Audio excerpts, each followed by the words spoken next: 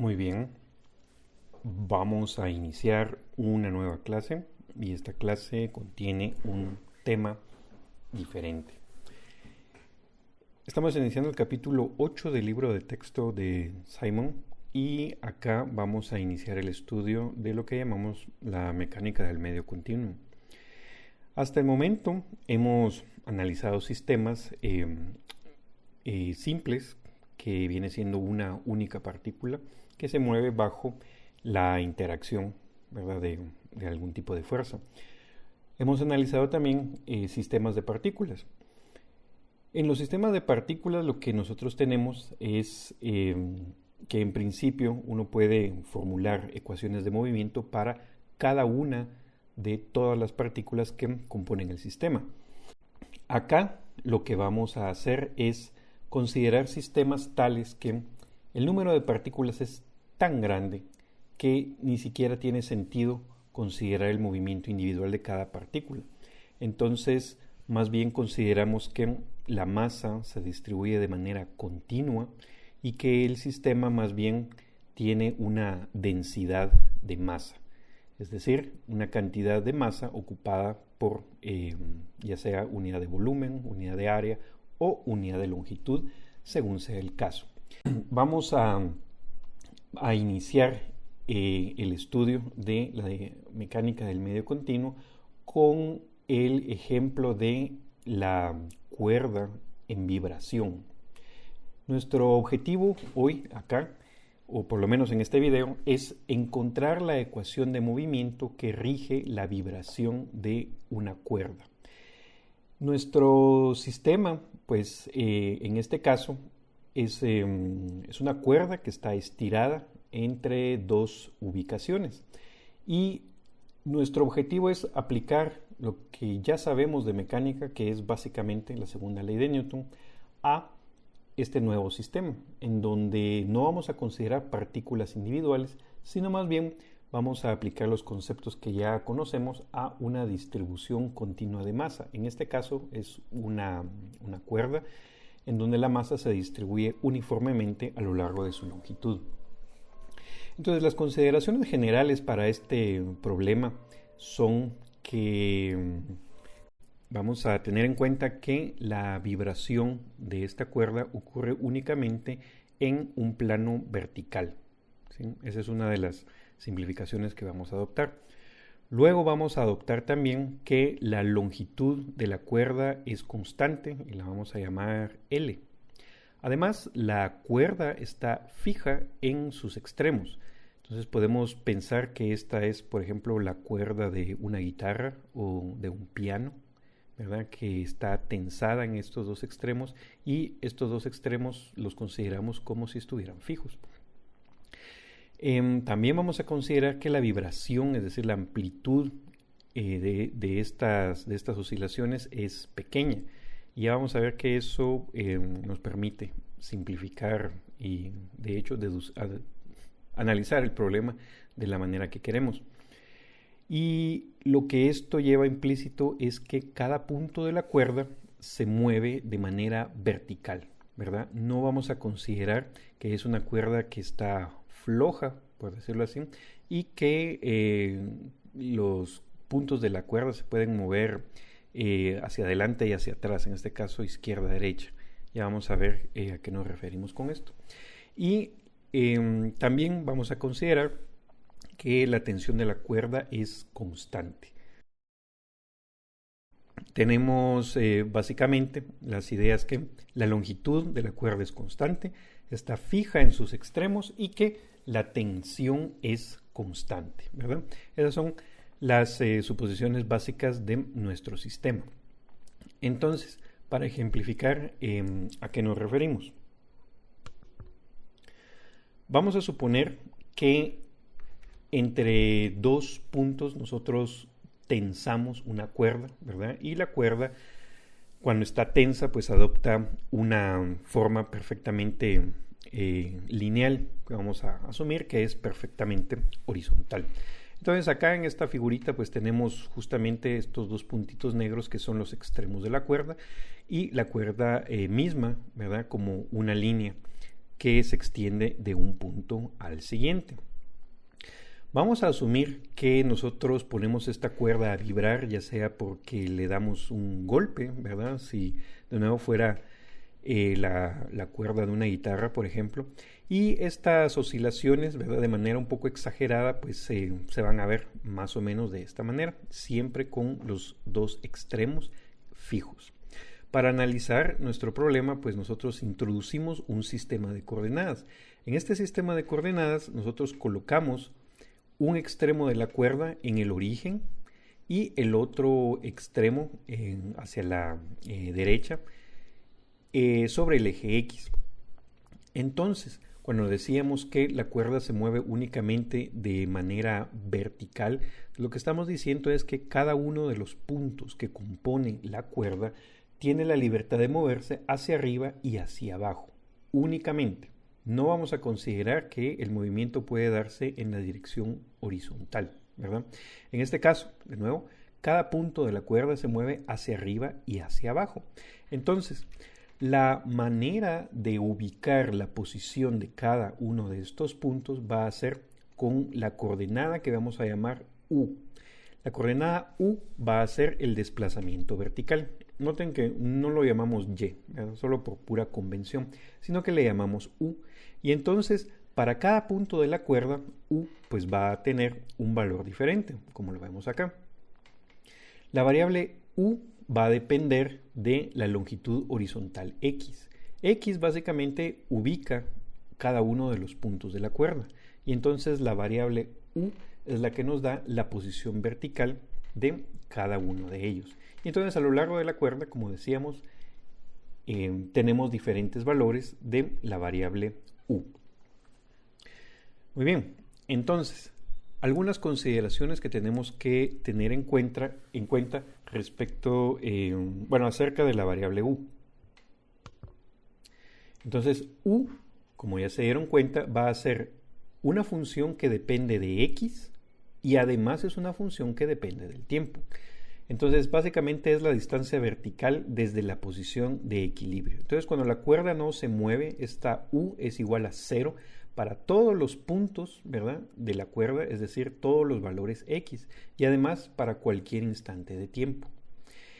También es necesario resaltar que la función U de X y de T es válida únicamente en el dominio en donde se extiende la cuerda. Porque como vamos a ver más adelante, uno puede obtener soluciones en donde uno puede evaluar esta función afuera de este intervalo que no corresponde al sistema que nos interesa. Entonces las soluciones nosotros las consideramos en el intervalo en donde X va desde 0 hasta L. Y algo bien importante acá es que la variable X no es de ninguna manera una coordenada. X acá juega más bien el papel de un índice, así como en el caso del índice Y, cuando nosotros nos referimos a la iésima partícula en un sistema de muchas partículas. Entonces, si nosotros nos refiriéramos a un sistema de partículas y a sus coordenadas Y, pues nosotros hablaríamos de Y sub 1, Y sub 2, Y sub 3, hasta Y sub I, ¿verdad? Que es la iésima partícula. Entonces, como no estamos hablando de partículas individuales, sino más bien de los puntos a lo largo de la cuerda, entonces nosotros cambiamos la variable Y por la variable continua X. Entonces, básicamente lo que estamos haciendo es sustituir una función que sería Y sub I, que depende del tiempo, por la función U, que depende tanto de X como del tiempo. Entonces, esa es la razón por la cual nuestra coordenada vertical depende de dos variables. Entonces, de nuevo, X nos dice de qué punto estamos hablando a lo largo de la longitud de la cuerda. Y como cada uno de estos puntos se está moviendo, pues sus posiciones verticales también dependen del tiempo. Entonces, nuestra función fundamental acá, que es lo que queremos averiguar, es la variable o la función U, ¿verdad? Es decir, lo que nosotros queremos es poder, cuando hablamos de describir el movimiento de la cuerda, lo que queremos es encontrar en dónde está ubicado cada punto de la cuerda para cualquier instante de tiempo, ¿sí? Y esa es la misión de poder analizar el movimiento de la cuerda. Entonces, vamos a considerar un segmento de la cuerda que va a ser infinitesimal. Vamos a decir que se encuentra entre x y x más delta x. Para esto, pues regresamos a nuestro sistema de coordenadas y dibujamos acá en azul lo que vendría siendo en un instante dado la posición de la cuerda. Entonces esta imagen es algo así como que si fuera una foto, ¿verdad? Una instantánea en un instante determinado de su movimiento. Y entonces en esta foto capturamos que la cuerda tiene precisamente esta forma. Y entonces decimos que ubicamos una longitud de x a lo largo del eje x, ¿verdad? Y eso pues obviamente ubica uno de los puntos de la cuerda. Pero lo que nos interesa es ubicar un pequeño segmento de la cuerda.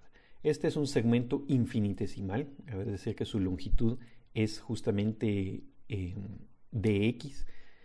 Y acá marcamos a este pequeño segmento de cuerda como esta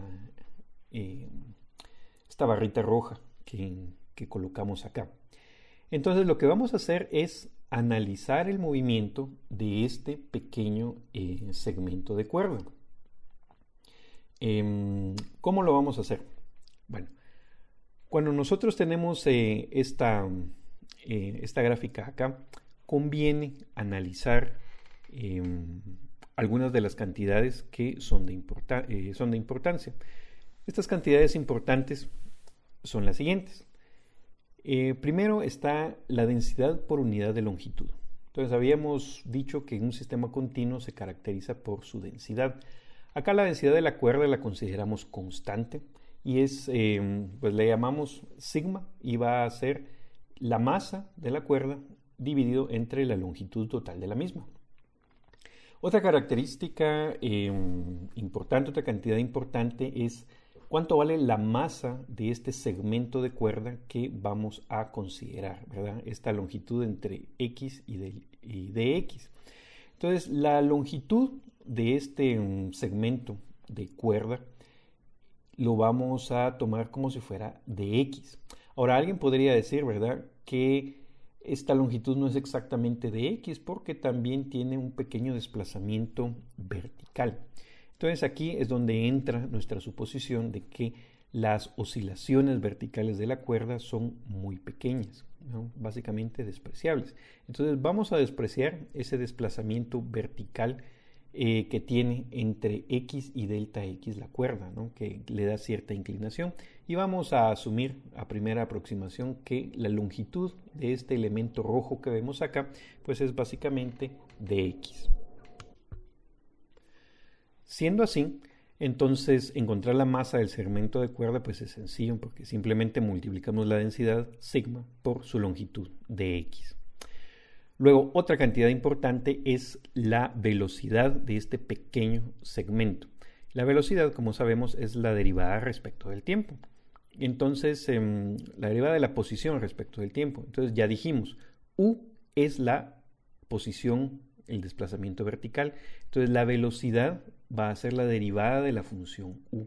Pero como u depende de dos variables, ahora vamos a utilizar la derivada parcial de u respecto de t. Y entonces, de nuevo, si u es la coordenada vertical, entonces su derivada tiene que ser la velocidad vertical. Luego la otra cantidad es la pendiente en un punto de la cuerda.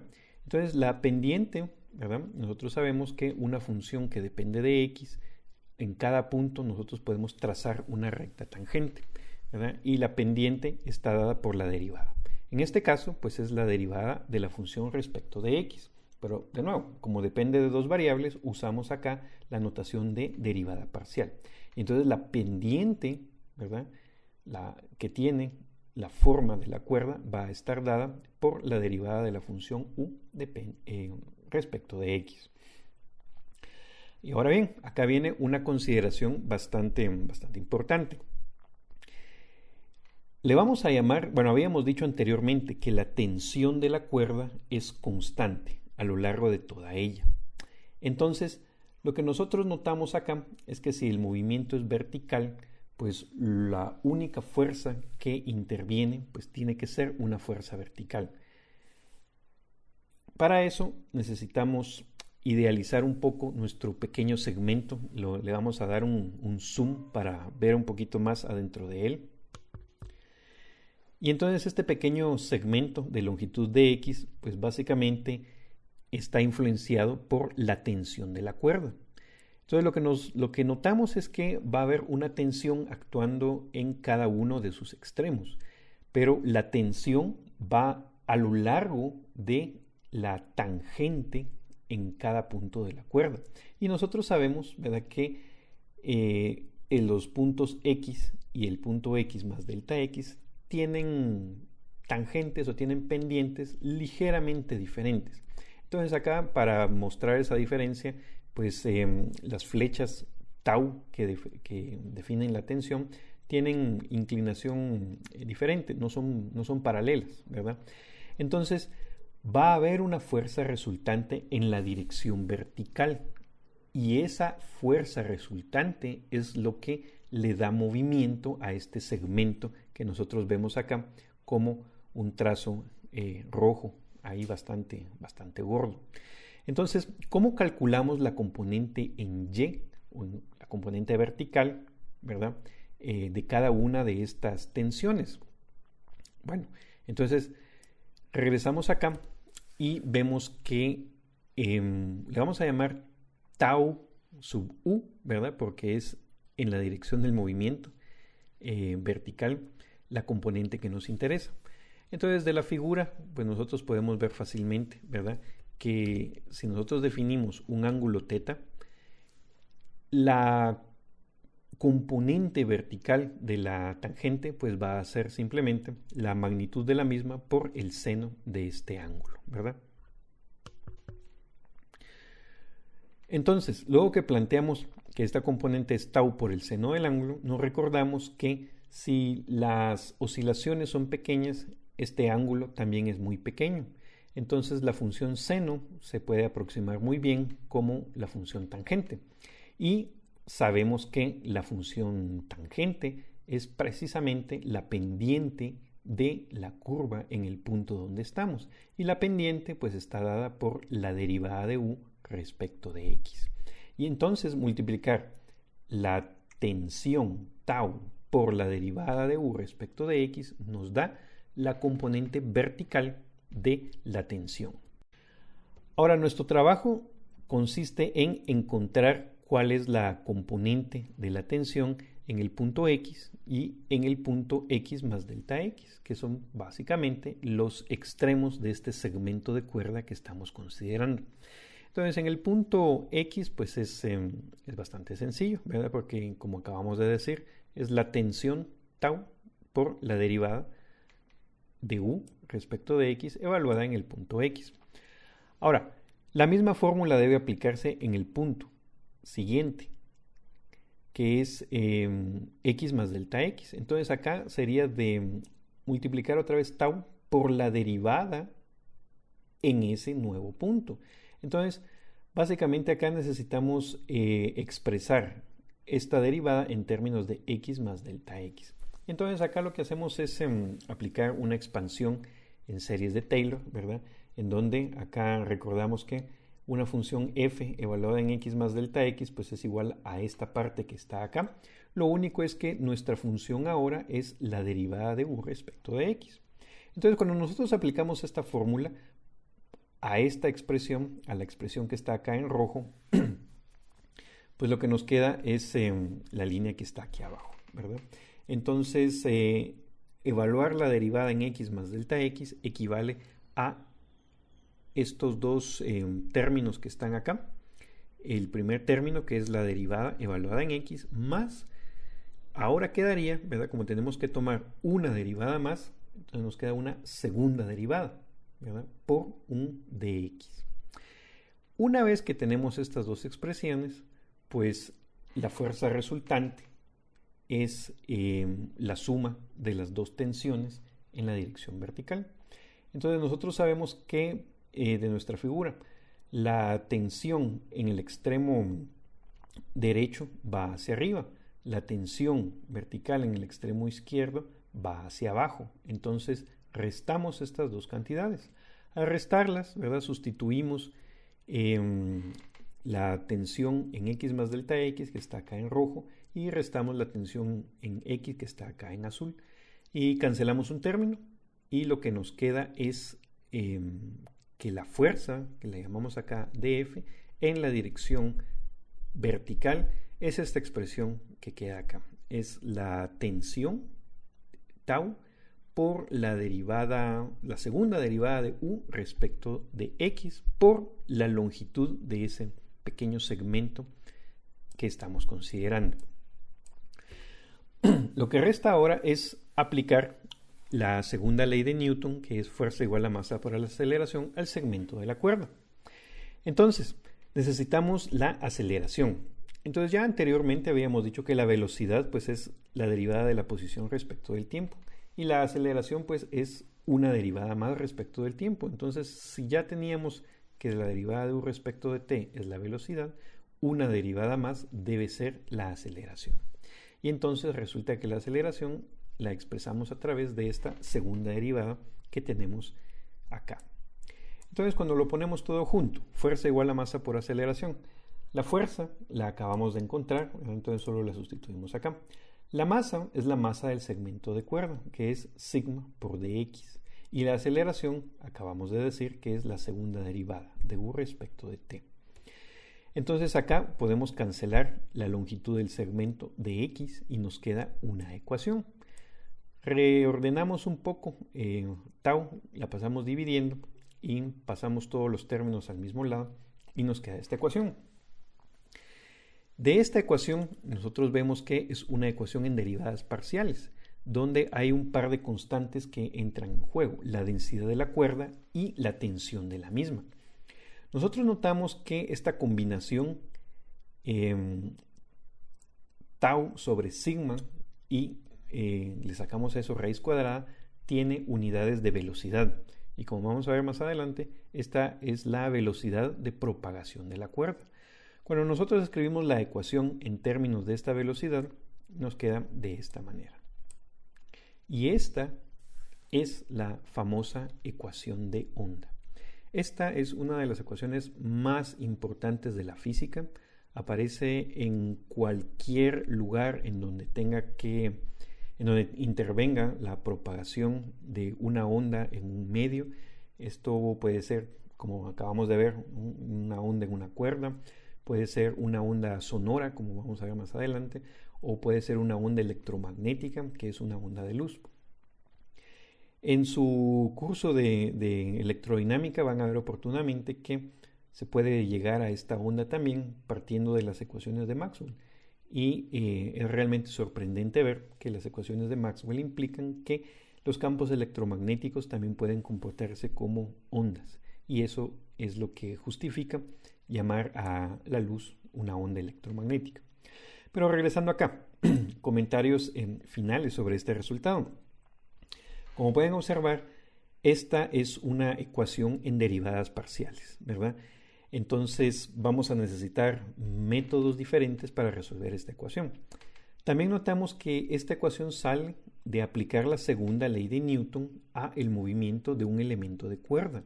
Entonces, básicamente seguimos haciendo lo mismo que hemos venido haciendo a lo largo del curso, que es aplicar fuerza igual a masa por aceleración, pero en las condiciones que nos son convenientes, para resolver nuestro problema. Finalmente, ¿qué más necesitamos para resolver esta ecuación? Necesitamos información muy importante. Lo que necesitamos saber son estas dos cosas. El valor de u en el instante t igual a 0, es decir, necesitamos todas las posiciones iniciales de cada uno de los puntos de la cuerda. Y además necesitamos saber la derivada, también evaluada en t igual a 0.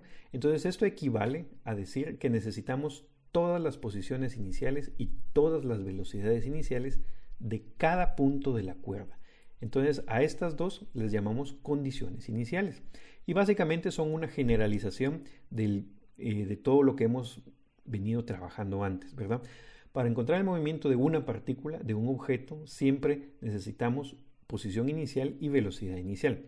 Acá sigue siendo lo mismo. Lo único es que ahora nuestro sistema está compuesto de un número infinito de puntos y entonces esas posiciones y velocidades iniciales van a depender de X, que es lo que identifica cada uno de esos puntos. Y lo último que necesitamos es lo que llamamos condiciones de frontera. Necesitamos especificar, como ya lo hicimos desde el inicio, cuál es la posición de los extremos de la cuerda, que como dijimos que estaba fija, eso equivale a decir que la función u evaluada en x igual a 0 y evaluada en x igual a l, es decir, en el otro extremo de la cuerda, van a ser iguales a 0, es decir, no se mueven nunca, ¿verdad? Entonces son iguales a 0 para cualquier valor del tiempo. Y entonces con esta información nos tiene que ser posible, y por supuesto que así es, encontrar una solución única a el movimiento de la cuerda. Y esto lo vamos a ver en la siguiente clase. De nuevo, si tienen cualquier duda, cualquier comentario, por favor no duden en hacerlo. Como decía anteriormente, ¿verdad? Esto es básicamente una improvisación de una clase. No es un resultado totalmente pulido, así que por favor, cualquier cosa que no haya quedado clara, escríbanla ya sea en Google Classroom, en los comentarios, por correo, como ustedes quieran, ¿sí? Va a ser siempre un gusto poder resolver las dudas que tengan. Hasta pronto.